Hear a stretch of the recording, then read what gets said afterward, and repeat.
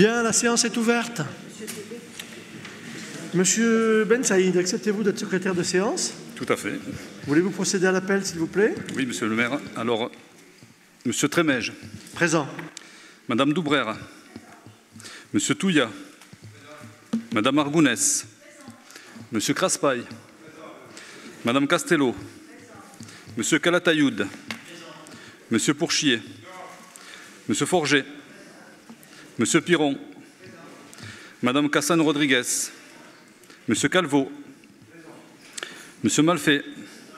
Madame Suzac. Suzac a donné pouvoir à Madame Doubrère. Madame Candebat-Trequet. Madame Crancé. Monsieur Larazabal. Monsieur Galégo. Madame Cressevert.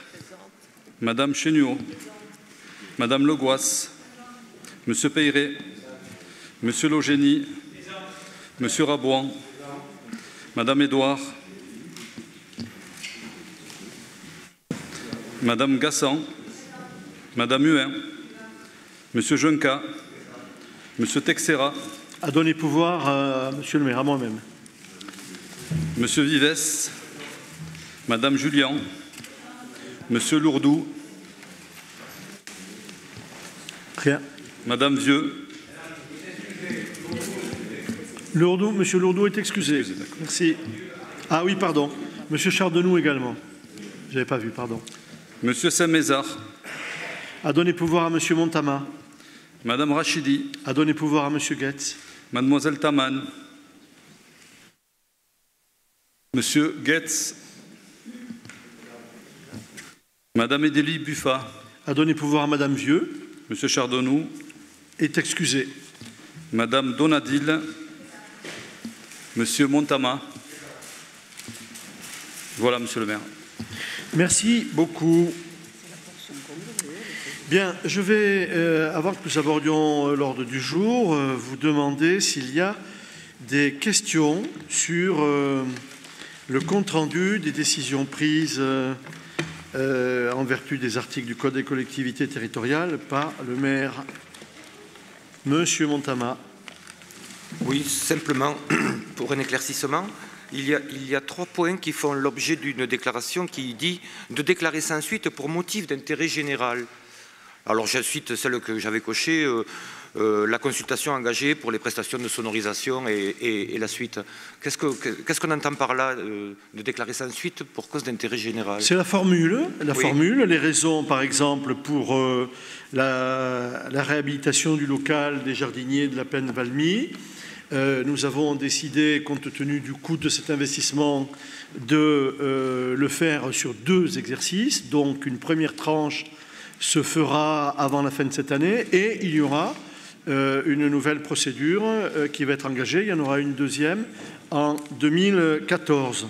Pour ce qui concerne le point numéro 3, déclarer sans suite la consultation engagée pour les prestations de sonorisation, d'éclairage et de vidéo, eh bien, nous avons vu avec les intermittents quelles étaient les conditions pour engager cette procédure de mise en concurrence. Compte tenu des conditions qui sont posées, nous ne donnons pas suite pour l'instant. Et quant à la 3e décision, qui concerne, pareil, donner sans suite, la consultation engagée pour l'acquisition de mobilier, de bureaux et de collectivités, nous n'avons reçu aucune réponse détaillée.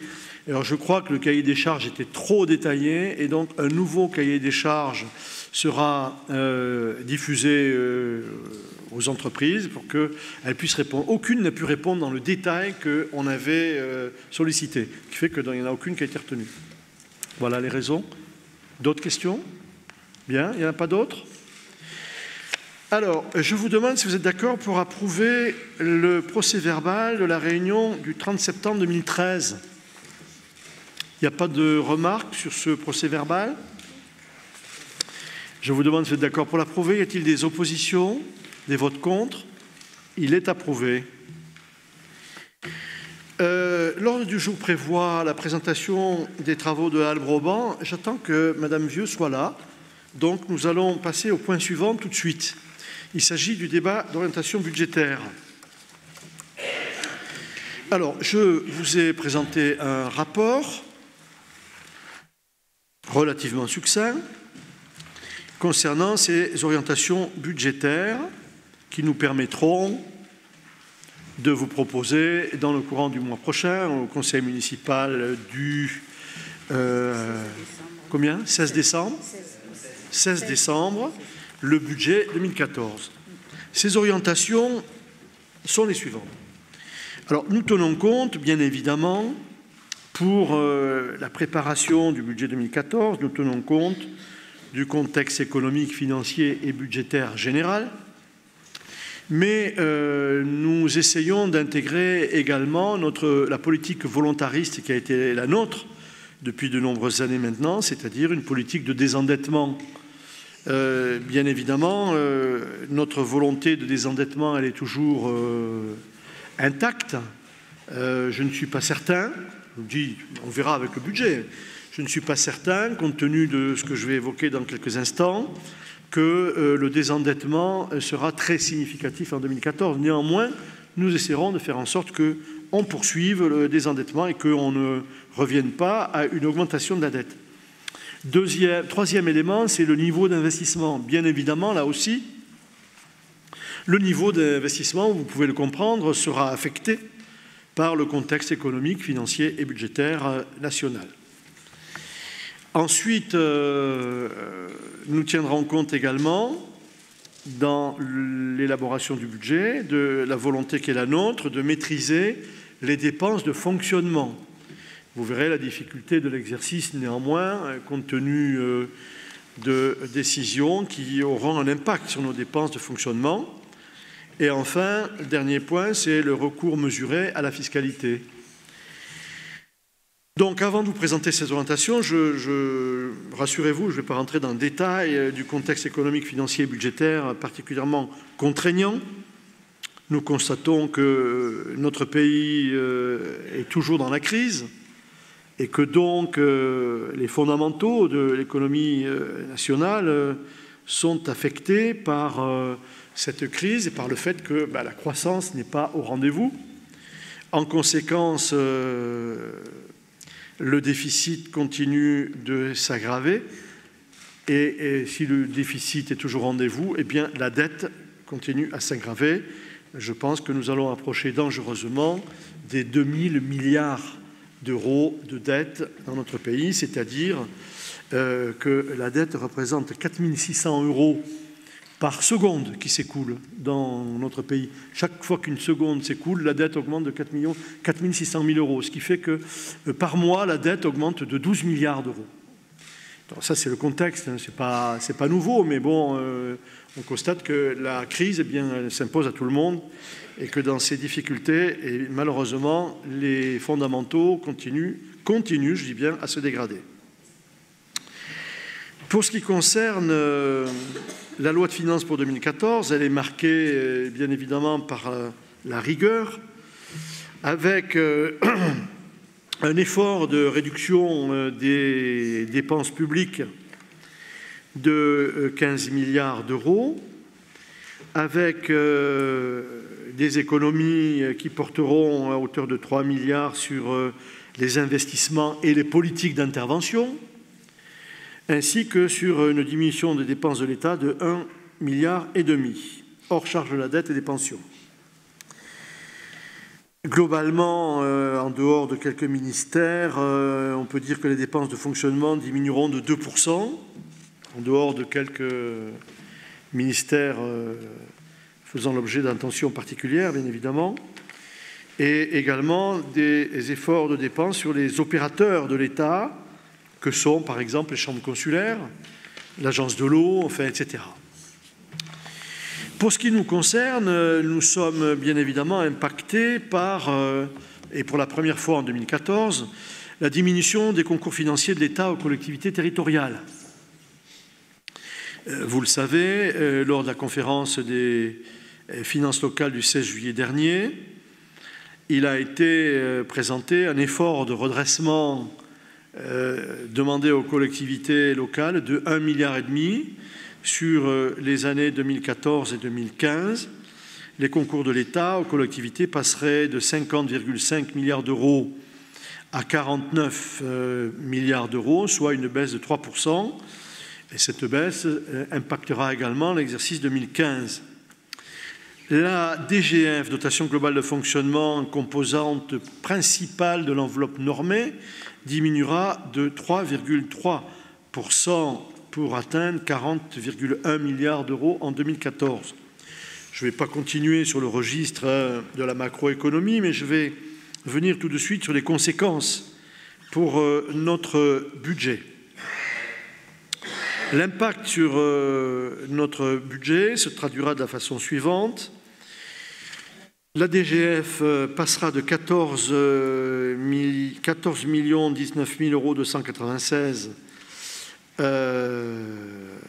soit une diminution de 4,5%, alors qu'elle s'élevait à 15 580 millions d'euros. Non, pardon, je dis n'importe quoi, là, excusez-moi. Elle s'élevait à 16,2 millions d'euros en 2013. La DGF et les allocations fiscales compensatrices, ensemble, elles passeront de 16,2 à 15,580. Pour la DGF, elle passera de 14 19 000 euros à... Je n'ai pas le montant. Enfin, elle diminuera de 4,5% par rapport à 2013, ce qui représente une diminution de 591 255 euros. Et les allocations fiscales compensatrices, ce qui s'élèveront à 1 558 000 euros, diminueront de 4% par rapport à la notification 2013, soit moins 64 000 euros. Alors, les orientations qui nous concernent dans le projet de loi de finances pour 2014 de l'État, il y a les diminutions que je viens d'évoquer. Vous avez noté, c'est à peu près 600 000 euros de moins pour 2014. Mais il y aura malheureusement d'autres conséquences sur les dépenses. Alors, quelles sont les orientations que nous essayerons de mettre en application dans le budget 2014 ? Je l'ai dit, nous essaierons de maintenir un désendettement au mieux des réalités économiques. Nous essaierons de dégager une épargne nette positive, mais qui sera en diminution de plus de la moitié, je le dis tout de suite, par rapport à l'année précédente, d'adapter un programme d'investissement aux circonstances économiques et financières, de maîtriser les dépenses de fonctionnement et de maintenir les taux de fiscalité au niveau de 2012. Alors, l'effort de désendettement,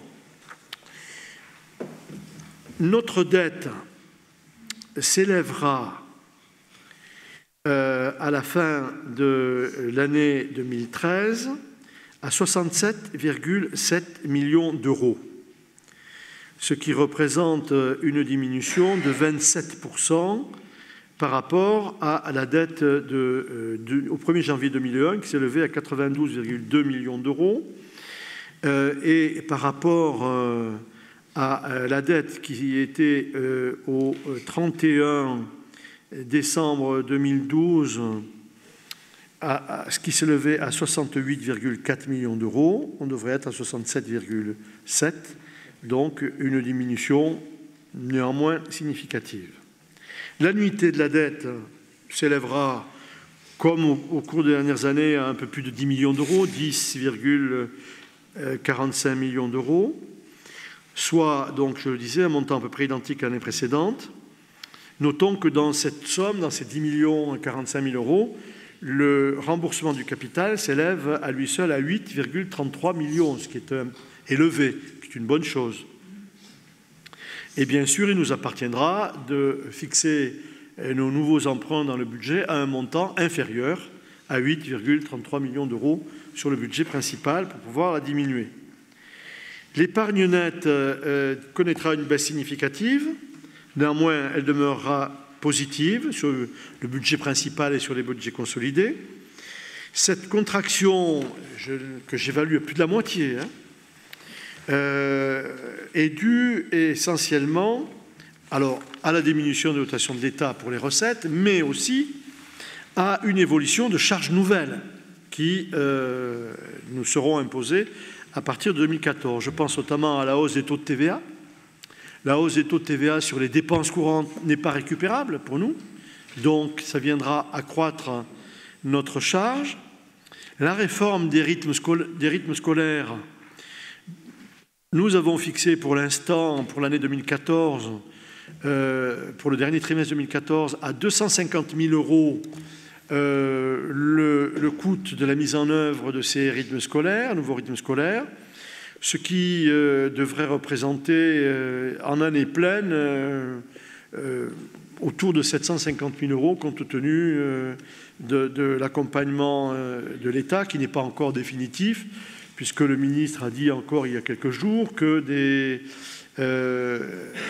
amendements au projet initial seraient, que le projet ne serait pas abandonné, mais qu'il y aurait des amendements et dont on peut espérer, je le dis en regardant Gilles Craspail, que ces amendements seront essentiellement de nature financière et devraient nous permettre d'éviter que nous ayons une dépense supérieure à 750 000 €.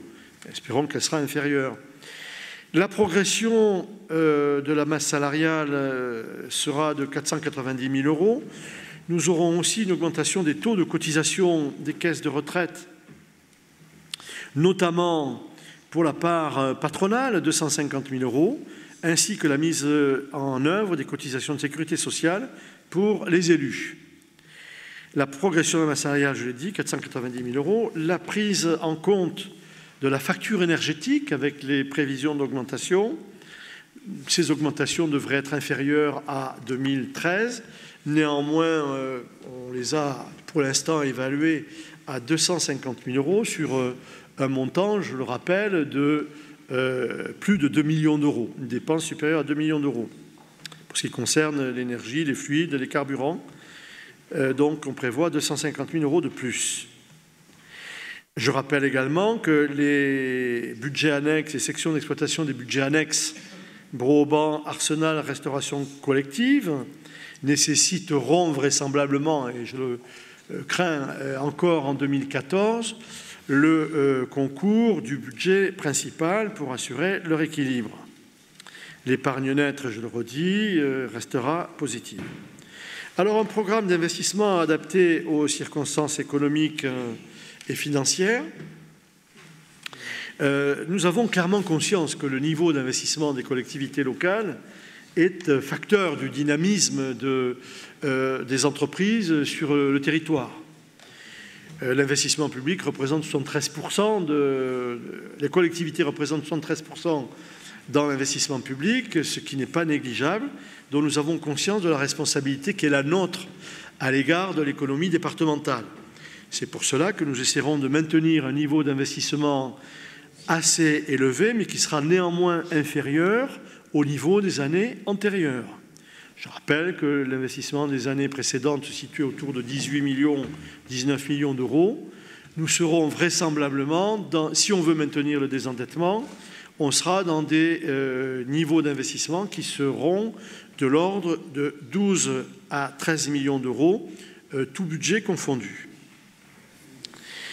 Les principaux investissements sur lesquels nous allons nous engager en 2014, c'est bien évidemment la poursuite des opérations de rénovation urbaine avec la troisième tranche de la place Marcadieu et des aménagements des rues Languedoc et Cerdagne, qui étaient prévus dans l'ORU.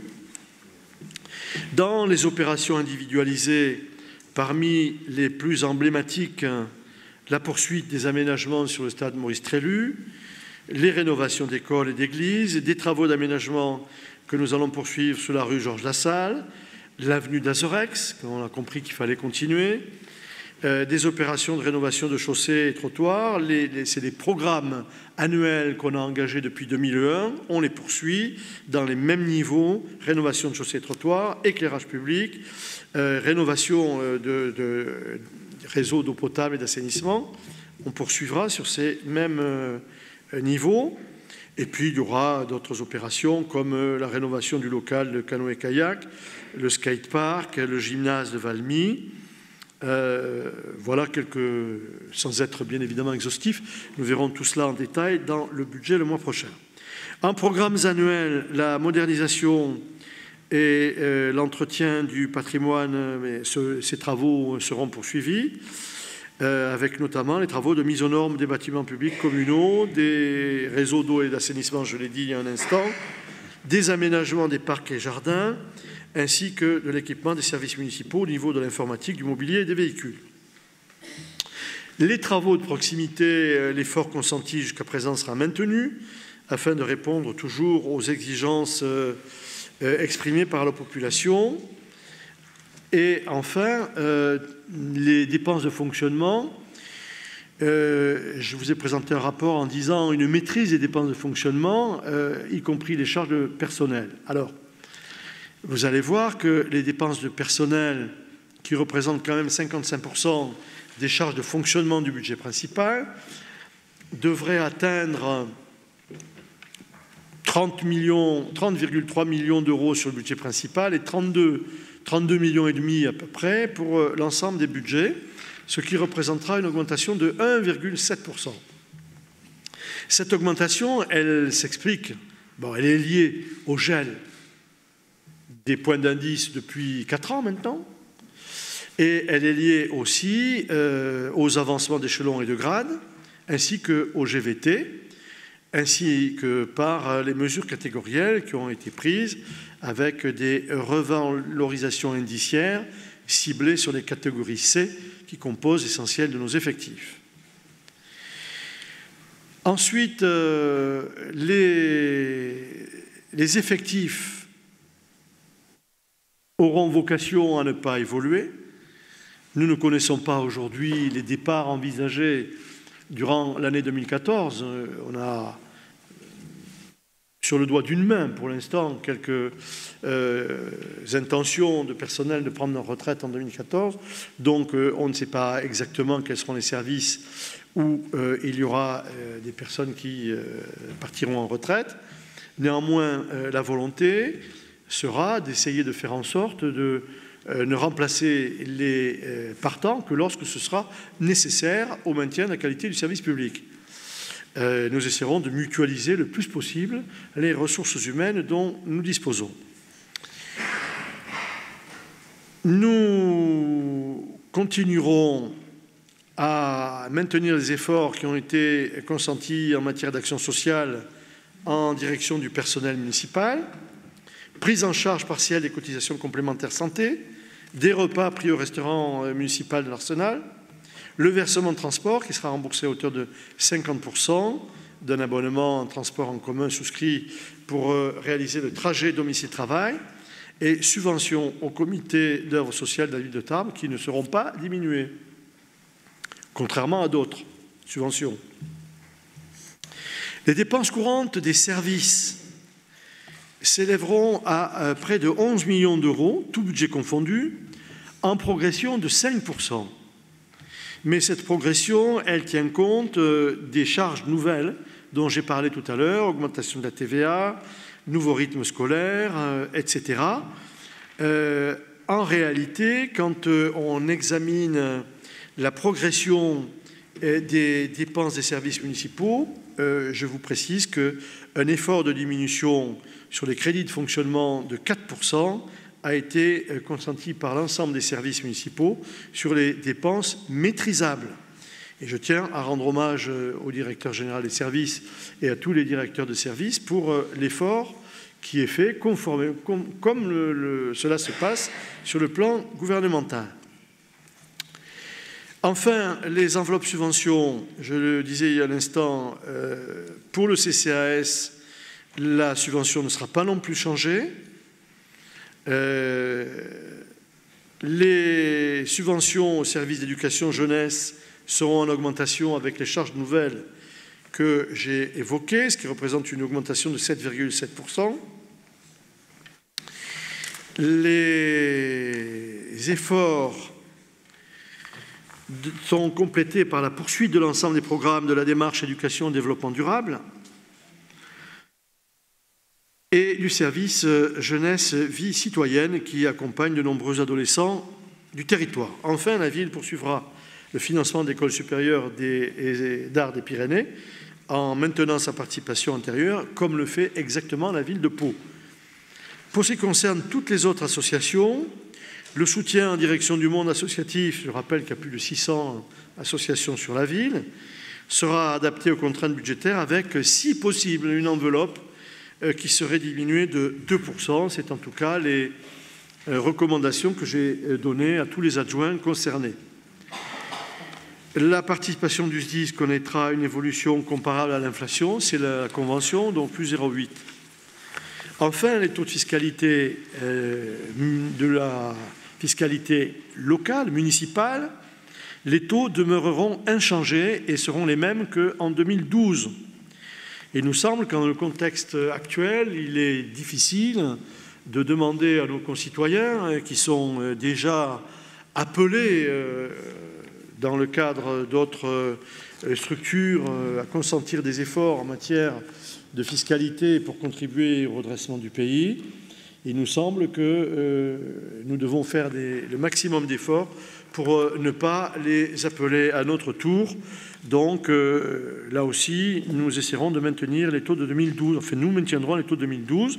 Je rappelle que les recettes fiscales, le produit fiscal, taxe foncière, taxe d'habitation, représente 43% des recettes de fonctionnement et que ces recettes devraient se stabiliser autour de 26,13 millions d'euros pour assurer l'équilibre budgétaire en liaison avec les autres axes directeurs. Voilà les orientations que je vous propose pour l'année 2014. La parole est maintenant à celui qui la souhaite. Monsieur Goetz. Merci. Bon, tout d'abord, loin de moi de vouloir négliger la difficulté de l'exercice. Chacun sait, chacun connaît les difficultés que traverse notre pays. Il n'empêche quand même, ce que j'aurais souhaité, c'est que certains propos soient mesurés. Quand je lis la France, quant à elle, s'enlise toujours dans la crise économique, je regrette. Notre pays, heureusement, ne s'enlise pas dans la crise économique. Et je n'en veux que pour preuve les derniers éléments qui sont donnés, notamment en matière de croissance. Alors, naturellement, c'est quelque chose de très, très modéré, mais 0,4%, 0,4 points, 0,1, ben, il vaut mieux avoir ces taux de croissance que d'être en récession, comme tel était le cas l'année dernière. Donc, notre pays ne s'enlise pas. Au contraire, notre pays connaît une certaine amélioration. Cela est difficile. Cela, je le répète, est difficile. Un autre élément, c'est que, par exemple, la courbe de croissance, la courbe de chômage des jeunes, la croissance est endiguée et on constate depuis plusieurs mois un plafonnement dans l'évolution de cette courbe. Et on ne peut que s'en féliciter. Donc ceci est le premier point, car, je le répète, ne serait-ce que, vu certains ricanements que j'entends, personne ne peut se réjouir des difficultés que traverse notre pays. Surtout qu'il n'y a malheureusement pas que notre pays qui connaît ces difficultés. Et ces difficultés résultent d'une crise, bien évidemment, globale, mais également de la situation dans laquelle nous avons trouvé l'économie de notre pays, disons, en 2012. Pendant 10 ans de gouvernement de droite, la dette a été doublée. Est-ce qu'on peut parler des orientations budgétaires de la ville de Tarbes? Mais oui, mais j'en suis à la première partie, d'ailleurs, que vous évoquez assez longuement dans vos orientations budgétaires. Donc je crois qu'il ne faut pas non plus dire n'importe quoi. Ensuite, bon, je vous dirais que je suis obligé de reconnaître que vous êtes en progrès. Vous êtes en progrès puisque je constate que vous avez décidé, pour la deuxième année consécutive, de ne pas ajouter des difficultés aux difficultés que connaissent nos concitoyens en majorant la part fiscale qui revient à notre collectivité. Je crois que c'est une bonne chose. Ce que je regrette, c'est que ce ne soit qu'à la fin de votre mandature que vous appliquiez ce que nous vous avions suggéré. Cela fait déjà un certain nombre d'années et qui aurait sans doute permis d'améliorer la situation de nombreuses Tarbaises et de nombreux Tarbais. Il n'empêche, je prends cela comme une avancée, même si elle est un peu tardive.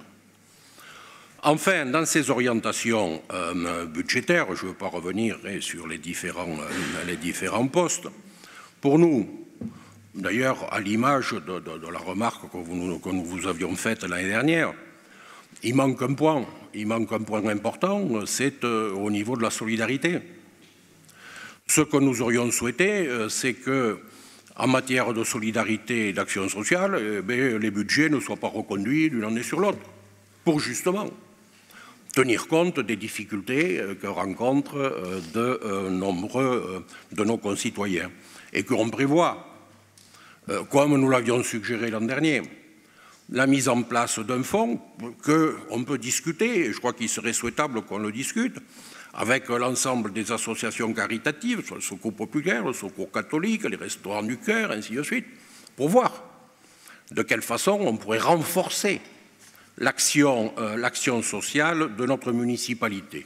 Donc nous regrettons que cela ne soit pas le cas et qu'on se contente de la reconduction des budgets de l'année dernière. Merci, M. Guetz. Y a-t-il d'autres... Monsieur Montama. Sans aucune concertation préalable avec M. Guetz, j'ai une ou deux questions qui iraient dans le même sens que lui, tout particulièrement ciblées. Je ne reviens pas sur le début de son intervention, je suis sur l'action sociale. Quand on regarde les extraits de registre de délibération du conseil d'administration du CCAS, successivement 2011 et 2012, pour les exercices clôturés, ils font apparaître, ne serait-ce qu'en parlant du fonctionnement, des excédents pour 2011 de 342 000 € et pour 2012 de 456 000 €. Alors, c'est mieux que ce soit ça que le contraire, nous sommes bien d'accord.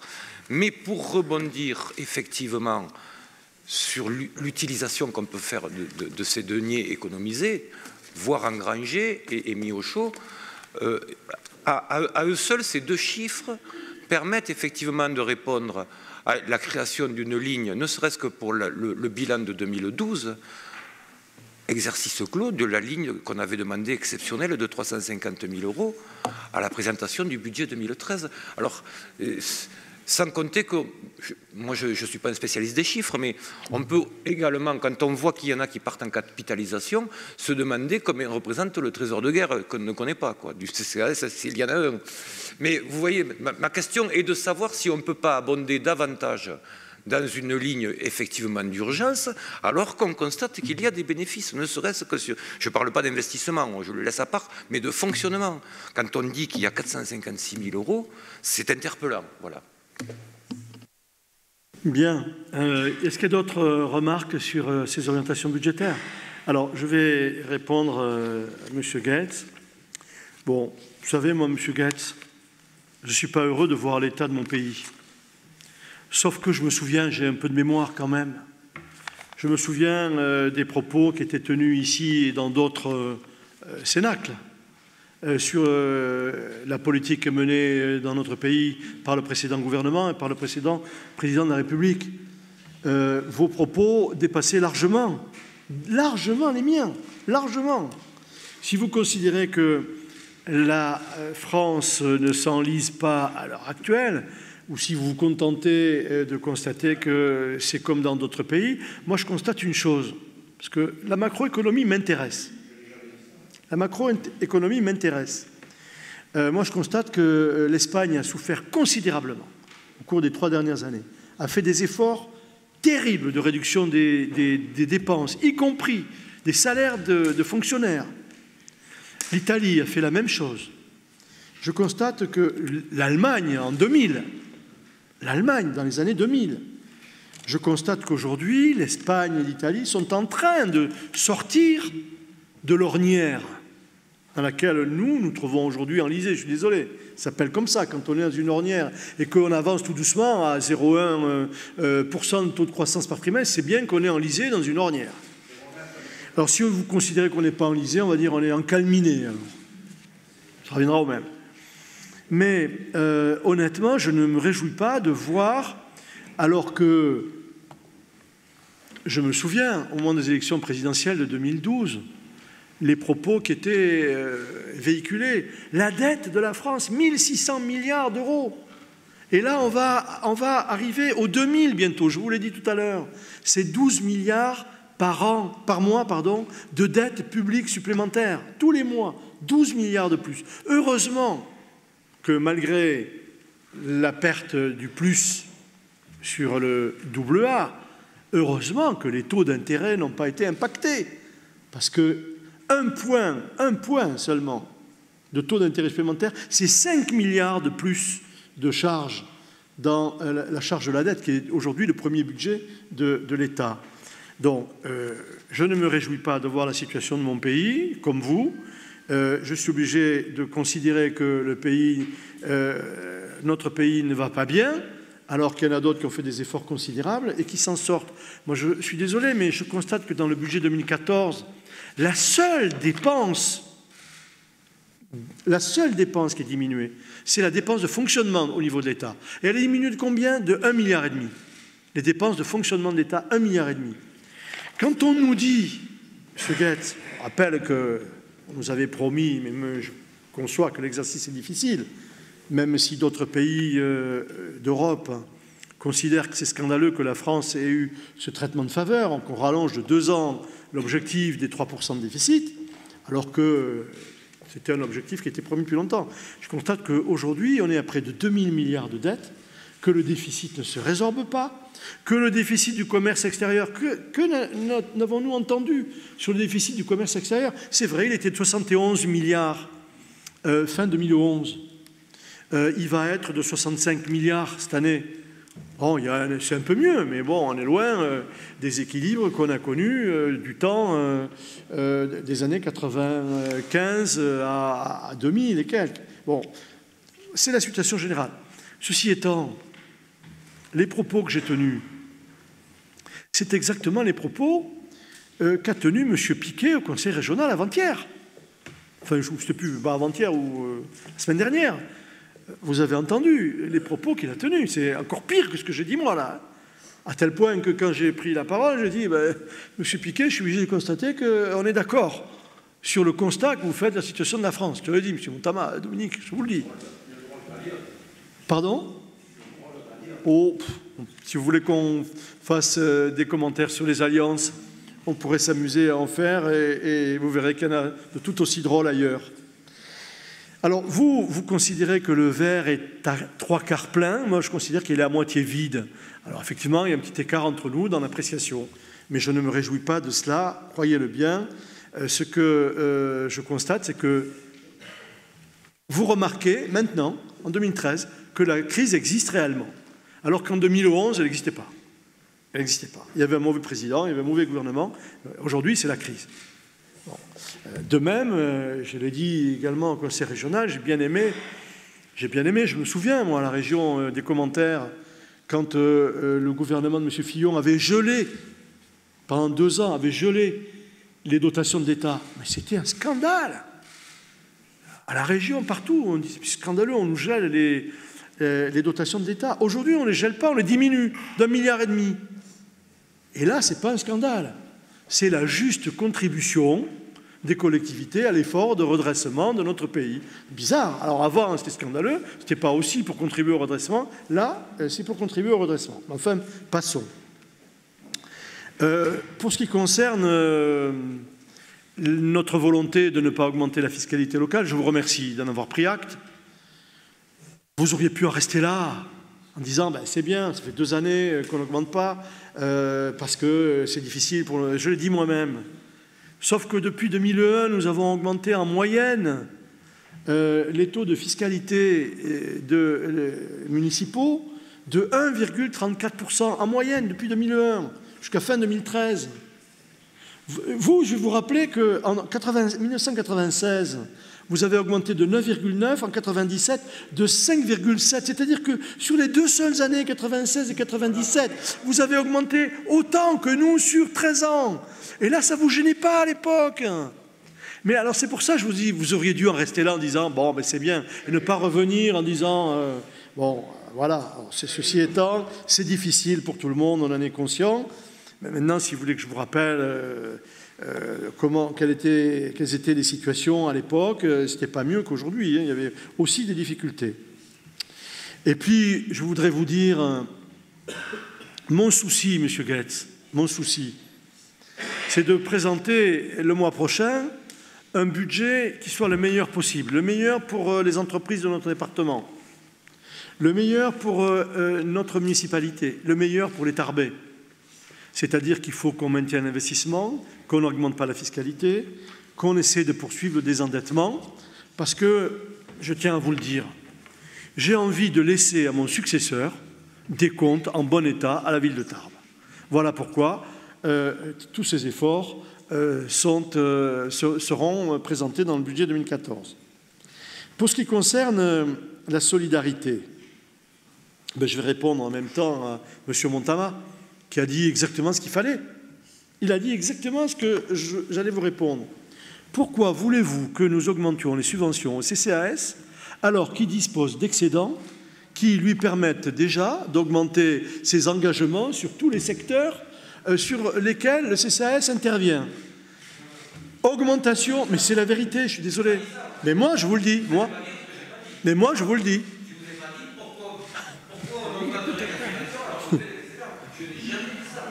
Mais moi, je vous le dis. Eh bien, mais moi, je vous le dis.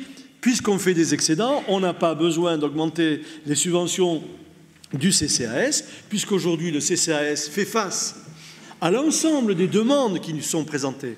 On a créé une épicerie sociale.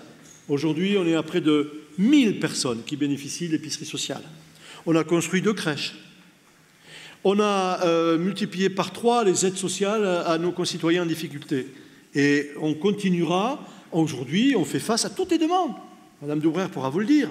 On a multiplié par 2 les livraisons de plateaux repas à domicile.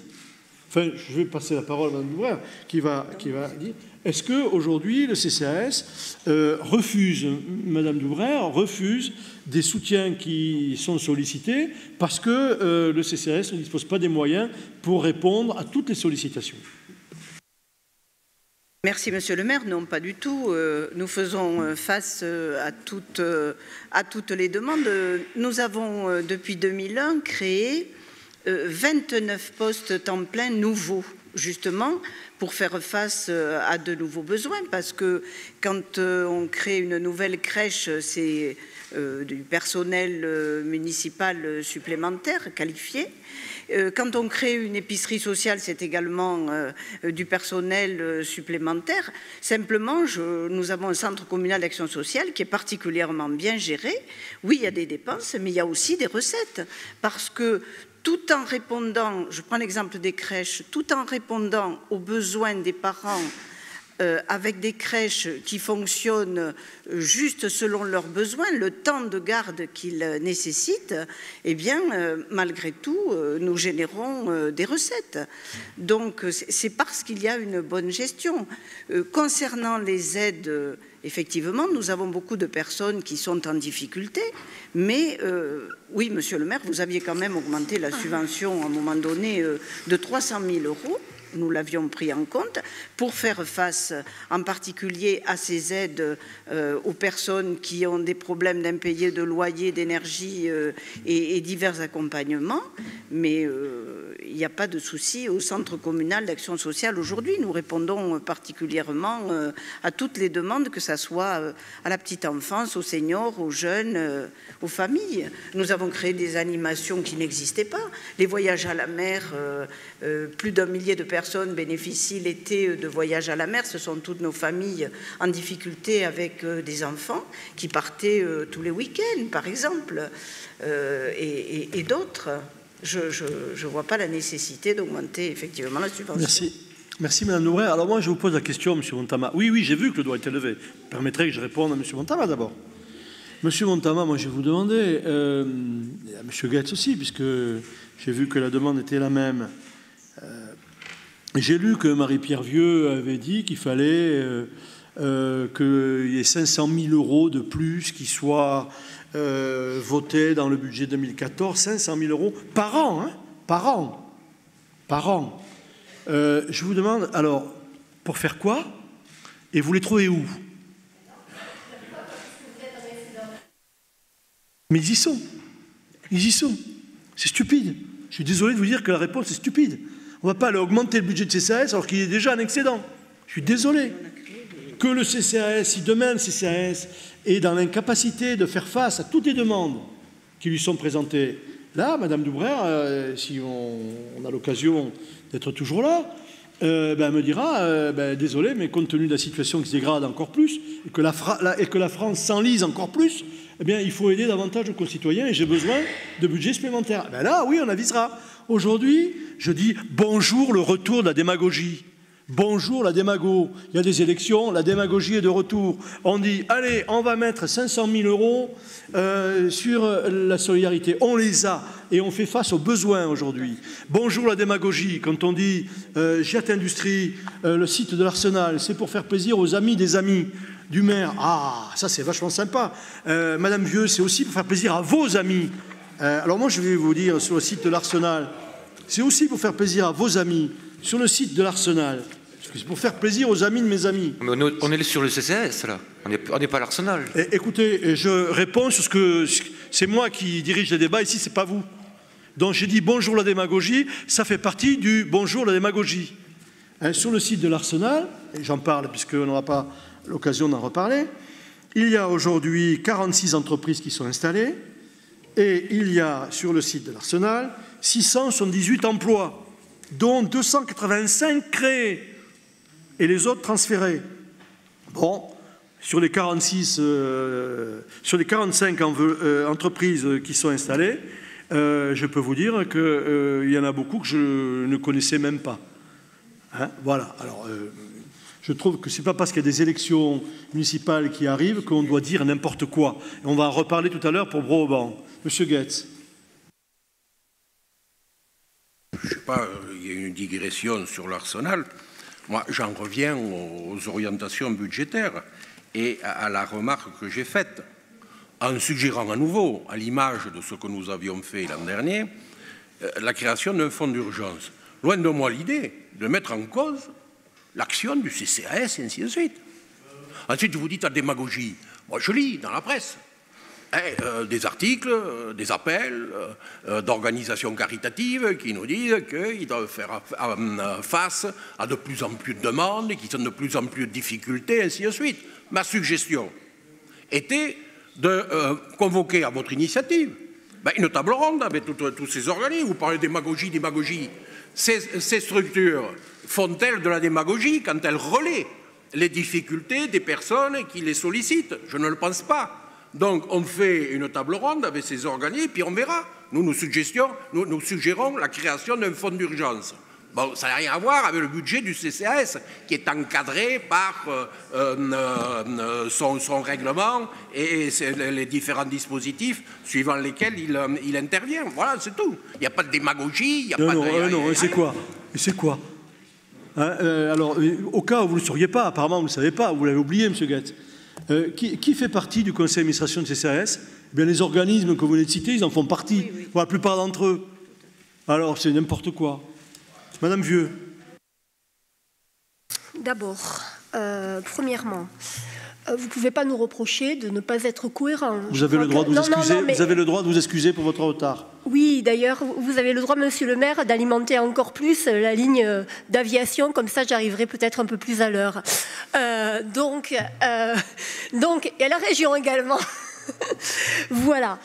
Non, concernant la cohérence, d'abord, je crois que vous ne pouvez pas reprocher au groupe qui est le mien, d'année en année, que ce soit sous Nicolas Sarkozy ou que ce soit maintenant sous François Hollande, malheureusement, de remettre en cause les orientations budgétaires qui amènent année après année à restreindre les moyens d'État aux collectivités locales. Donc là-dessus, nous trouverons un consensus. Je suis la première à le dire. Tout à fait, je l'ai dit à M. Piquet au Conseil régional la semaine dernière. Voilà, donc l'année dernière, vous m'aviez dit, ferez-vous un vote en concordance, il me semble l'avoir fait.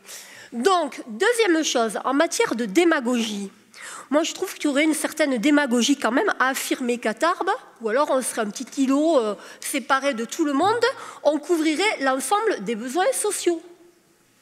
Les ensembles des besoins sociaux, il y en a un certain nombre qui font jour, et puis à un moment, si on est volontariste, on peut en dégager d'autres. Je suis désolée, Madame Doubrère, mais vous savez comme moi que la pauvreté féminine, notamment sur les familles monoparentales, continue à exister à Tarbes. Vous savez également qu'à Tarbes, il y a des salariés pauvres. Vous savez également, on l'a eu la dernière fois sur le chauffage de bois, que la précarité énergétique existe dans notre ville, la précarité locative également. Donc ce que je veux dire par là, c'est qu'il me semble que réaffirmer pour la 3e année consécutive, c'est-à-dire qu'on ne l'a pas trouvé hier matin, l'idée que cette année encore plus que les années précédentes, on risque d'être confronté à des ruptures de vie. Vous le savez comme moi, il y a des gens qui, du jour au lendemain, se retrouvent sans salaire et des familles qui se retrouvent à la rue. Et à partir de là, se dire que, ma foi, dégager une ligne de 300 000 euros ou de 400 000 ou de 500 000 euros, qu'on co-gère avec un certain nombre d'organisations, qui quand même, je suis désolée, mais il y a quelques semaines de cela, il y avait ATD Carmonde sur le parvis de la mairie qui faisait état de ce qu'est la pauvreté dans la ville de Tarbes. Eh bien, pour nous, ça nous paraît une mesure d'urgence qui pourrait être prioritaire dans un budget de solidarité pour 2014. Et Dominique Montama, quand il s'interroge sur le fait qu'aujourd'hui, le CCAS présente un excédent, c'est-à-dire soit bénéfique, moi, ça ne me choque pas. Ça ne me choque pas. Pourquoi? Parce qu'il me semble aujourd'hui que l'action sociale, aujourd'hui, quand bien même on la gère et on la gère bien, personne ne dit le contraire ici, eh bien, dès lors qu'on a un petit excédent, mieux vaut faire en sorte que cet excédent, il nourrisse une nouvelle action sociale. Voilà, c'est notre remarque, au même titre qu'on fera un certain nombre de remarques. Il ne me semble pas qu'il y ait de démagogie là-dessus, juste une ligne de partage qui fait que vous êtes d'un camp et qu'on est d'un autre. Bien, je redis ce que j'ai dit l'année dernière quand, à l'occasion des discussions sur le budget 2013, le même problème a été évoqué. Je redis ce que j'ai esquissé tout à l'heure, c'est que si demain, Madame Doubrère vient me voir en me disant « nous croulons sous les demandes, il faut qu'on revoie l'enveloppe pour nous permettre de faire face », eh bien, nous verrons si on peut le faire et on le fera. Ensuite, quand vous dites, Madame Marie-Pierre Vieux, il faut que nous examinions l'ensemble des besoins sociaux. Je suis désolé, mais c'est comme l'ensemble des besoins sociaux n'est pas à satisfaire par la seule ville de Tarbes. Je pense par exemple à tout ce qui est logement.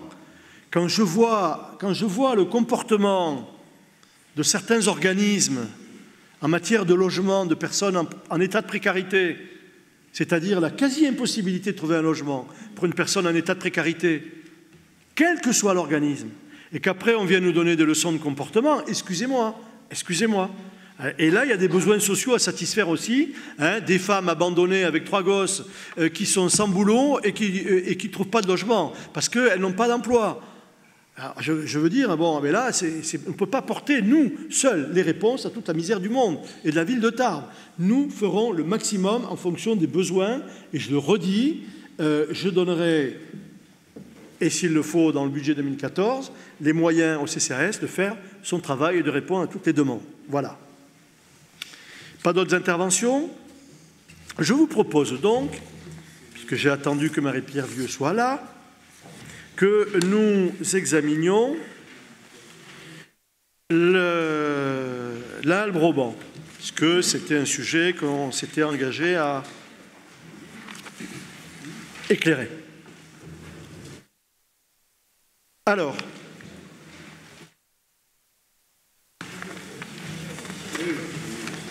on va vous faire voir des images rapidement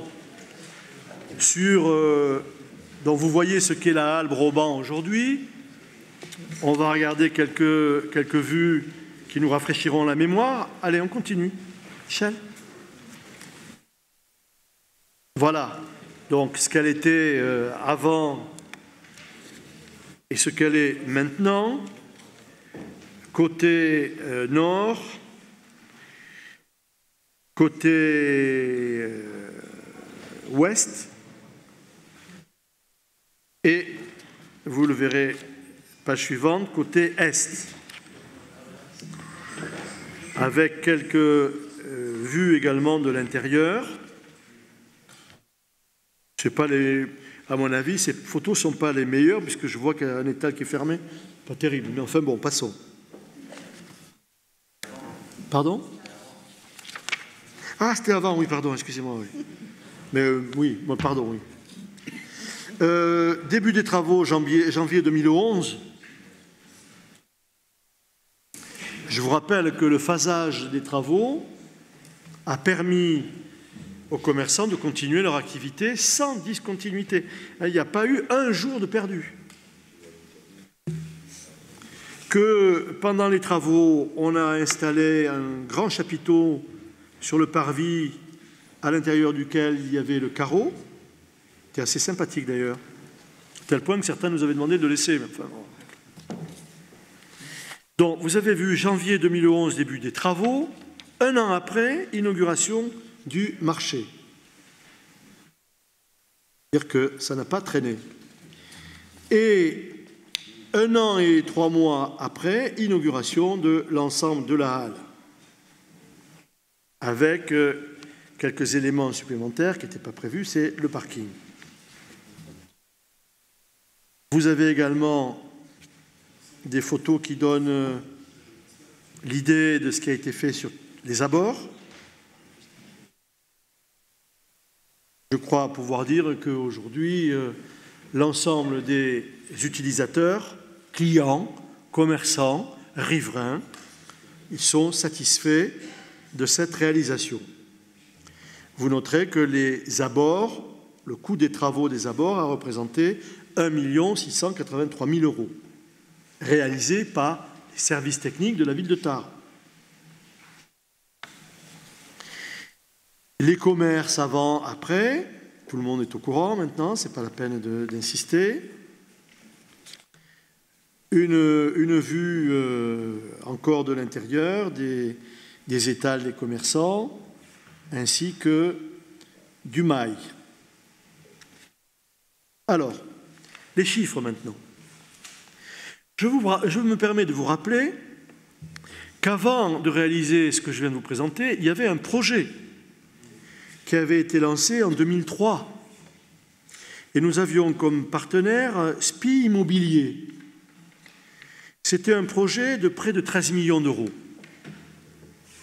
Et le partenaire SPI Immobilier, sur l'investissement, a porté 7 100 000 €. Ça coûtait à la ville 3 400 000 €. Sans compter les abords, attention. Le projet actuel, tel qu'il a été réalisé, enfin, je vais pas revenir sur le fait que les 7 100 000 €, ils ont été perdus, grâce à toutes les résistances qui nous ont empêchés de réaliser le projet initial, que ce soit Renault ou les autres résistances. Le projet actuel. Alors, il y avait une évaluation qui a été faite par nos services pour le marché de maîtrise d'œuvre. Quand on a lancé l'appel en concurrence sur le marché de maîtrise d'œuvre, nous avions fixé un prix de référence que nos services avaient évalué à 5,5 millions pour les travaux. Pour les travaux.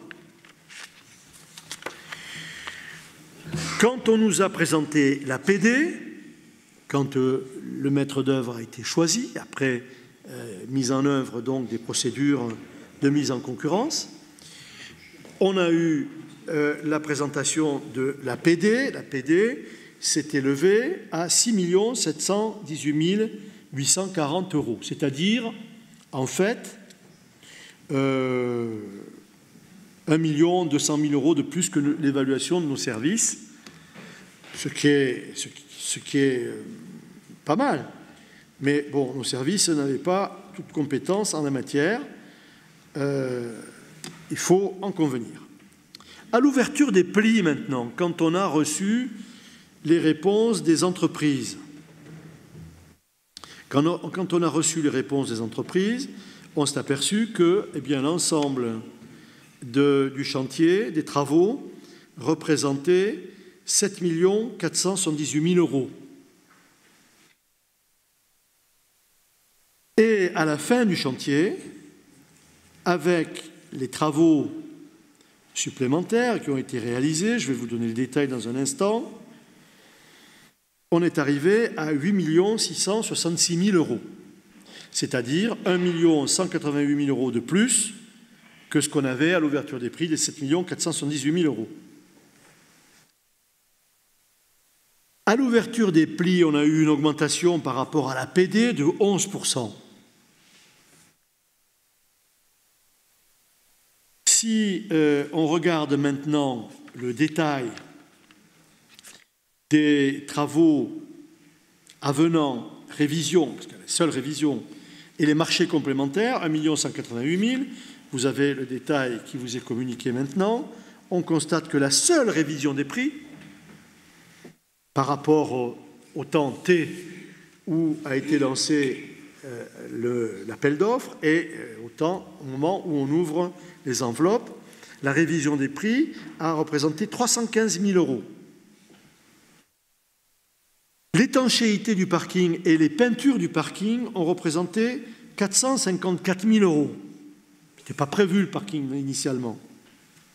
Puis, d'autres travaux, dont vous voyez les détails ici, deuxième WC public, les murs coupe-feu, contrôle d'accès, modification de structure d'ascenseur, complément de briquettes sur les prises soleil, ce n'était pas suffisant, aménagement pour les nouveaux commerçants, sonnerie, façade, etc., 110 000 €. Donc, vous avez là, je donne les chiffres les plus importants, il y a eu d'autres avenants, bien sûr, avec des petits chiffres, mais vous avez là l'explication de l'augmentation de 1 188 000 €. Maintenant, si on regarde l'investissement global du marché de Halle-Broban, avec les travaux, la maîtrise d'œuvre et les abords, nous arrivons à un montant global de 11 195 000 €. C'est-à-dire que finalement, on n'était pas loin du projet avec SPI Immobilier, qui était de l'ordre de 13 millions d'euros sans les abords. Avec les abords, pardon, avec les abords. Les abords avaient été évalués à l'époque à 1,7 million, on est arrivé à 1 683 000, quand même pas mal. Les commerçants ont réalisé eux-mêmes dans la halle 1 710 000 € de travaux. Vous voyez qu'on est aux 13 millions. Alors, comment cela a été financé? Vous noterez que nous avons obtenu un peu moins de 30% de financement extérieur, la ville de Tarbes finançant un peu plus de 70%. L'ANRU, 846 000 €, la région Midi-Pyrénées, 599, le FNADT, 500 000, le FISAC, 328 000, et le Conseil général, 275 000, plus 427 000 sur le feu, sur le fonds d'équipement urbain. Les partenaires avec lesquels nous avons eu un contact quasi permanent, avant le chantier, pendant et après, bien évidemment la CCI, Tarbes Happy City, l'Office du commerce, de l'artisanat et des services, la Chambre de métiers, l'Association des commerçants de la Halle et l'Association des producteurs. Donc voilà pour la présentation de l'ensemble de la réalisation telle que vous la voyez aujourd'hui, la halle, les parkings, les abords. Vous constaterez, Madame Vieux, qu'il n'y a pas 60% d'augmentation, comme vous l'avez affirmé il y a quelque temps. Qu'est-ce qu'il y a? Monsieur Goetz. Simplement, un regret que nous ne disposions d'aucun document. Nous arrivons en séance, vous nous assénez des photos, des chiffres. Bon, je crois que pour qu'il y ait éventuellement un débat, encore aurait-il fallu que vous nous distribuiez le document dont vous disposez un peu à l'avance, que nous ayons la possibilité, sinon de l'étudier, au moins d'en prendre connaissance. Tel n'a pas été le cas. Ce qui fait que, après cette projection, après vos propos, où vous essayez de nous expliquer avec beaucoup de circonvolutions qu'il y a des passements, mais que ces dépassements ne sont pas importants au regard de ceci et cela. Bon, ben, on constate qu'il y a un dépassement quand même très important. Les services techniques n'étaient pas compétents. Ah bon, très bien. Ensuite, il y a eu l'APD, ensuite il y a eu l'ouverture des appels d'offres, ensuite ceci, cela, bon, très bien. On constate, je le répète, un dépassement très important.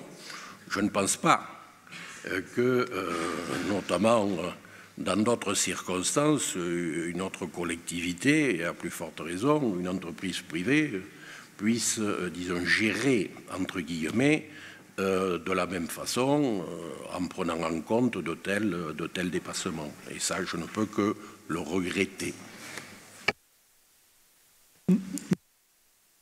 Monsieur Goetz, vous ne manquez pas d'air. Hein? Moi, je ne sais pas, si j'étais vous, voyez-vous, Monsieur Goetz, sur ce sujet, je me ferais tout petit. Parce que je vous rappelle que vous avez fait partie de ceux qui ont aboyé contre le premier projet.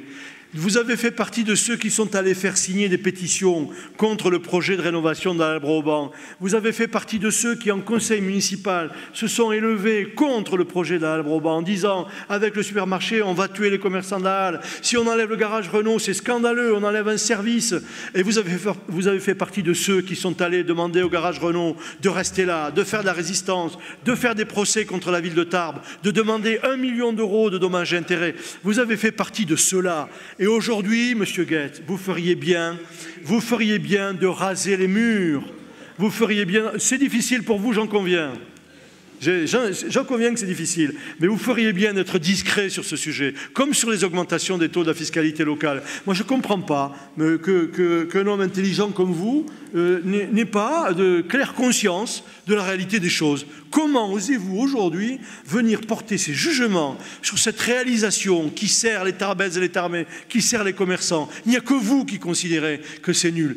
Eh bien, oui, il y a des dépassements, mais bien sûr qu'il y a des dépassements. On a fait le parking, on n'avait pas prévu de le faire. Quand on a fait là, on en a parlé ici en conseil municipal. J'ai dit, bon, écoutez, on a fait là, le parking est absolument horrible. Maintenant, on le voit bien, on est obligé de faire le parking. Mais bien sûr que c'est en plus. Ensuite, les abords. Mais les abords, Monsieur Goetz, alors je ne veux pas rentrer dans les détails, je vais vous raconter quelque chose. Quand les services techniques de la ville sont venus me voir avec le plan de l'aménagement des abords, ils m'ont dit, voilà, les abords, comment ils vont être réalisés, il y aura les parkings ici, il y aura les luminaires ici, etc., etc. Comme vous le voyez là. Je dis, c'est très bien. Et on a les séparés, je dis, mais au fait, le revêtement, il va être comment? Ben, en bitume, bien sûr, comme avant, comme c'était avant. Ah, j'ai dit, ah non, non, je suis désolé. On ne fait pas les abords en bitume. On va poursuivre ce qu'on a fait rue de Gonesse et on va faire les abords, parce qu'on investit sur le très long terme, on va faire les abords en utilisant les pavés en granit. Ça a quand même une autre allure. Mais bien sûr que ça a coûté plus cher. Oui, il y a eu des plus-values là, oui, il y a eu des plus-values de plus de 300 000 €, si vous voulez le savoir. Rien que sur ça. Eh bien, oui, il y a eu des plus-values, je vous en donne l'explication. Et puis ensuite, quand on a dit on va mettre des bornes électriques, ça nécessitait des aménagements particuliers. On veut que Tarbes soit une ville respectueuse de l'environnement, eh bien on met des bornes électriques pour que les Tarbais qui achètent des véhicules électriques puissent venir recharger sur ces bornes. Oui, ça vous paraît anecdotique à vous demander au garage Renault et aux autres, ils ne sont pas contents de pouvoir dire achetez des véhicules électriques, vous pouvez les recharger pour l'instant gratuitement avec les bornes de la ville, et ainsi de suite. Je ne vais pas décliner et ressortir tous les détails des augmentations. Je trouve qu'il faut être vraiment de mauvaise foi. Il faut vraiment être de mauvaise foi, soit pour tenir les propos que vous venez de tenir, soit pour dire devant une foule, bien évidemment, totalement aux ordres et soumise, que c'est scandaleux que la halle Broban ait augmenté, que les travaux aient augmenté de 60% par rapport au projet initial. Et bon, c'est tout aussi scandaleux. C'est pas vous, c'est Madame Vieux, mais c'est pareil. C'est pareil. Si ce n'est vous, c'est donc des vôtres. Si ce n'est vous, c'est donc des vôtres. Si c'est pas toi, c'est ta sœur ou ta cousine. Voilà. Bien, pas de remarque particulière. Alors maintenant, on va passer au point soumis à votre approbation.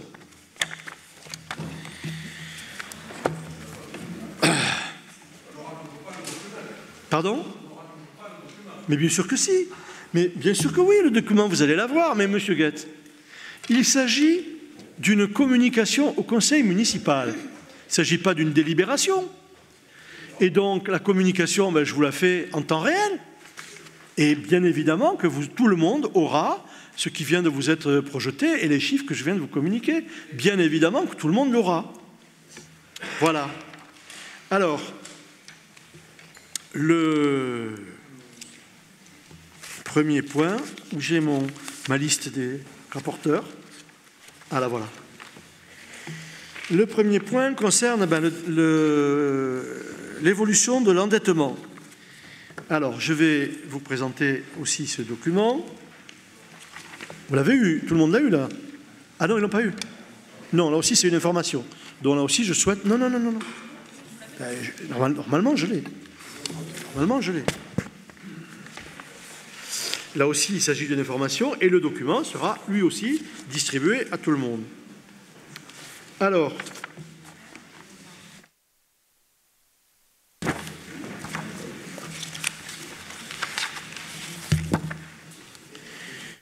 le premier slide concerne la situation générale au 31 décembre 2013. Allez? Ouais? Michel? Ça marche pas ou quoi? Bon, voilà. Situation générale au 31 décembre 2013. Il s'agit de la situation, tout budget confondu. Vous constatez que nous avons 67 684 000 euros d'encours. Nous aurons, au 31 décembre, cet encours, dont 6 319 000 euros d'encours swappés. Au total, cet encours global correspond à 59 emprunts et les encours swappés à 1 emprunt. Le taux moyen hors swap est de 2,82. Mais j'ai pas fini. Et alors, Michel, voilà, tu as fait une fausse manœuvre. Le taux moyen hors swap est de 2,82 et le taux moyen global est de 3,09. La durée résiduelle moyenne est de 10 ans. Nous allons regarder maintenant par grand chapitre à quoi correspond la répartition donc de l'encours par budget. Alors, sur le budget général, là, on peut y aller là. Ça ne marche pas? Voilà. Sur le budget général ville, on est à 57 366 000 euros. Sur l'eau et l'assainissement, 3 739 000. Sur l'arsenal, 2 222 000. Sur la restauration collective, 713 000. Et sur l'espace Broban, 3 643 000 euros. Si vous avez des questions, vous pouvez les poser en direct à tout moment. Allez-y.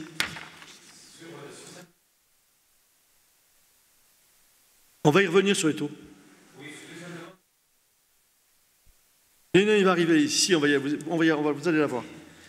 Donc voilà la répartition par budget. Alors maintenant, répartition par type de taux. Alors nous avons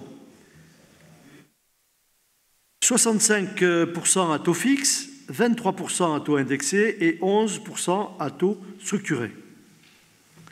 Le taux moyen, je l'ai dit, est de 3,02 à taux fixe. Le taux moyen de la dette à taux indexé est de 1,19 et le taux moyen de la dette à taux structuré, 4,40. Et taux moyen de la dette à taux indexé plus structuré, 2,43. Ce document, vous l'aurez aussi. Hein. La dette à taux fixe, 65%, soit 44 millions sur les 67, 23 emprunts. Taux moyen, 3,02. Vous avez la répartition par taux. Vous voyez que on a plus de 80% entre des taux inférieurs à 1% et des taux inférieurs à 4%. Les taux entre 4 et 5, 16,3%. La dette à taux indexé, elle représente 23% de la dette totale, soit 14 564 000 €, 34 emprunts, avec un taux moyen de 1,19%. Avec là aussi, vous le voyez, des indexations sur le livret A, dont le taux est de 1,25, 15, 16%, on va dire. Sur le Ribor, avec des taux de 0,22 à 0,542, 52%. Le reste, avec le TAM et le TAG à 0,081, 31% de la dette. Et en TME, 2,36%, soit 0,52. La dette à taux structuré, 7 857 000 €, 2 emprunts, taux moyen 4,40%. Vous avez là aussi les conditions de ces taux structurés avec des adaptations en fonction de variations d'éléments qui, bien évidemment, échappent à l'économie nationale. Vous voyez parité dollar-franc suisse et vous avez ensuite en cours structuré 80% et 9,34% de l'encours total si l'écart entre le taux de swap 30 ans et le taux de swap 1 an est supérieur à 0,30%. Le taux moyen est de 4,40. Les instruments de marché. Alors, on rappelle que le swap est un instrument financier qui permet à la collectivité d'échanger les conditions d'intérêt, d'indexation d'un prêt. La ville peut échanger un taux fixe contre un taux variable ou inversement. Ces opérations de marché ont été réalisées conformément à la circulaire du 15 septembre 1992, complétée par celle du 25 juin 2010 et à la convention cadre de la Fédération bancaire française. Le prêteur, Société Générale, taux 5,95 si l'écart entre le 10 ans... C'est quoi le GB? Hein? Ah bon? Entre donc la livre anglaise et le franc suisse est supérieur ou égal à 0,90%. Donc nous avons là 6 319 000 € d'engagés à cet égard. Donc c'est le véritable encours swapé que je vous ai présenté sur la première page. Et là, le taux d'intérêt est de 5,95.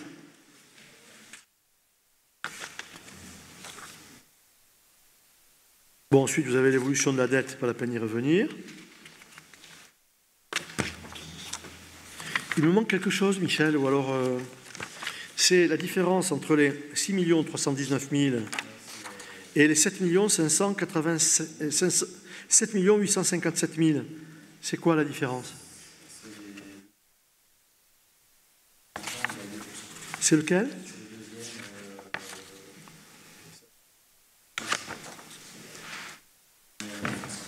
C'est celui qui est... Il est où? Ah, il n'y est pas. C'est celui qui a parité dollar-franc suisse. Pour 1 million et quelques. D'accord. Et le taux? Et le taux est à 8%. Voilà.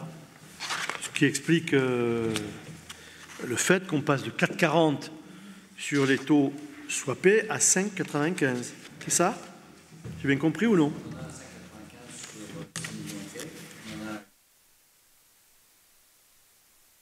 Les deux ensemble font 4,40. Comment on peut avoir 2 à 8 et les autres à 5,95 et avoir les à 4,40 hein? C'est plutôt l'inverse, à mon avis. Oui. On en a un de 6 319 000 qui est à 5,95. Ah oui, effectivement. Non, pardon. Ça, c'est la couverture. Les taux, on en a un qui est à 3,49 et qui est swappé par le 5,95. Et le structuré, il est à 3,49. Et par-dessus, on a un swap à 5,95. Donc, on en a un à 3,49, un autre à 8. Et donc, ces deux-là font 4,40. Et celui de 3,49 est swappé et il est couvert par celui à 5,95. J'aimerais bien qu'on mette les documents sur cela. Ça manque. Voilà. Des questions? Monsieur Montama. Oui, que je vous avais déjà posé, mais je vois que c'est très finement suivi, bien sûr. Simplement, où est-ce qu'on en est des possibilités et est-ce qu'on a l'intention de les engager, de renégociation de ces deux, on appellera ça verrues gênantes. C'est très bien que vous en occupez, mais est-ce que vous pouvez nous faire un point là-dessus actuellement? Michel Caillot, vous pouvez répondre? Donc, à l'heure actuelle, il n'est pas vraiment possible de sortir du swap Société Générale, mais il est fixé à 5,95, donc pour les 2 années qui viennent. En ce qui concerne le RBS dollar-franc suisse, il fait l'objet du contentieux que nous avons engagé contre RBS sur 3 de leurs prêts, mais les 2 autres sont des taux fixes, puisqu'ils sont sortis de la période dangereuse. Ils ont été fixés, l'un à 2,85 et l'autre à 4,35. Donc ces 3 emprunts RBS sont à l'heure actuelle pendant devant le tribunal de grande instance et on est dans le cadre des échanges actuellement de mémoire et ça devrait être, on devrait être appelé au tribunal vers le 3e trimestre 2014. D'autres questions? Pas d'autres questions? Bien.